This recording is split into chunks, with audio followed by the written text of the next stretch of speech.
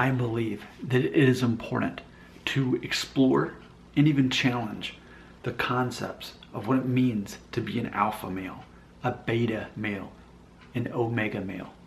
And we can examine one of my favorite movies by default. I saw this twice when it came in the theater. My wife and I both did.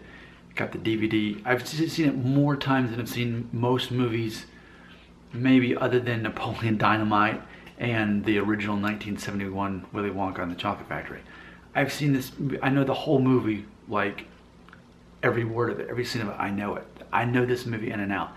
And it made me think, if you look at basically 3 of the main characters in the movie, you've got your alpha, beta, and omega male.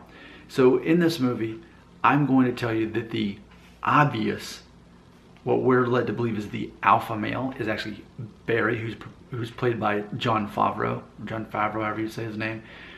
He is the obvious concept of what we think when we think of an alpha male. Then you look at Paul Rudd's character. He's obvious. He's the epitome of beta male.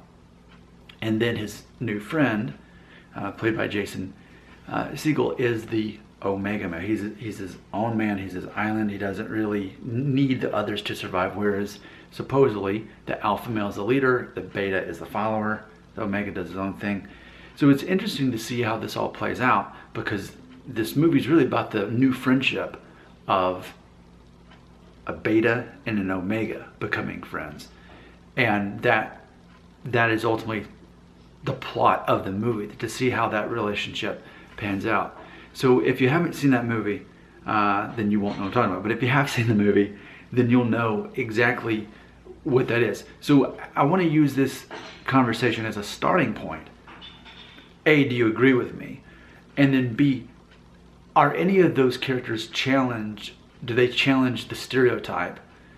Because, and I know it's its own video, but basically the concept for me is, the challenge for me is that alpha males don't have the emotional intelligence that beta males have. And then it's like omega males tend just not to care about that anyway.